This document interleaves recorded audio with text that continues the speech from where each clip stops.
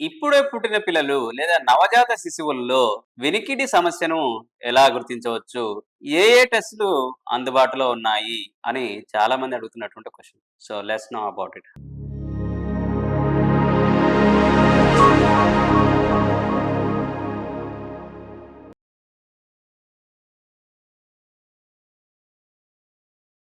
Hi, hello, నమస్తే. Myself Dr. Gangaraj, Senior Clinical and Interventional Audiologist, Senior Fellowship in Cochlear Implants and Vestibular Medicine and Speech Pathologist. Yes అండి. మనకి పుట్టిన పిల్లల్లో అంటే నవజాత శిశువుల్లో కూడా మనం హియరింగ్ లాస్‌ను సమర్థవంతంగా గుర్తించవచ్చు. అరే!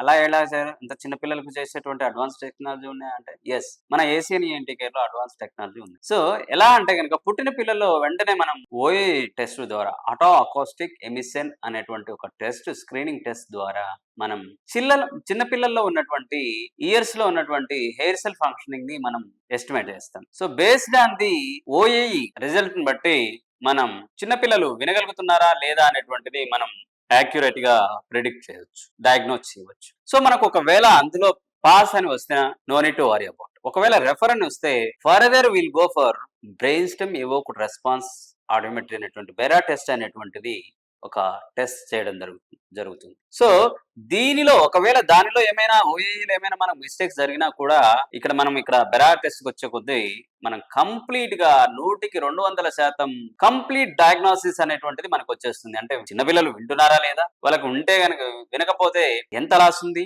ఎక్కడి వరకు లాస్ ఉంది అనేటువంటిది మనం డయాగ్నోసిస్ చేయవచ్చు. అట్ ద సేమ్ టైం ఒకవేళ దాంట్లో కూడా మనం నార్మల్ వచ్చినట్లయితే వరి అవ్వాల్సిన లేదు. ఒకవేళ అందులో moderate or mild whatever might be the loss if it is indicating, then we need to worry about it. Worry about it అంటే కూర్చొని వరి అవ్వాల్సిన అవసరం లేదండి. దానికి తగిన విధంగా మనం మేనేజ్మెంట్ స్ట్రాటజీ అంటే చికిత్స విధానాలను సెలెక్ట్ చేసుకోవచ్చు. ఒకప్పటి మాదిరిగా ఇప్పుడు చికిత్సా విధానాల గురించి వరి అవ్వాల్సిన అవసరం లేదు. ఎందుకంటే ఇప్పుడున్నటువంటి సమాజం ఎలా అంటే రెడీ టు ఈట్. అంటే మన ట్రీట్మెంట్స్ ప్రోటోకాల్స్ అన్ని కూడా మన ప్లేట్స్ లో ఉన్నాయి. అది కేవలం మనము చూస్ చేసుకోవడమే మన ముందున్నటువంటి తక్షణ బాధ్యత.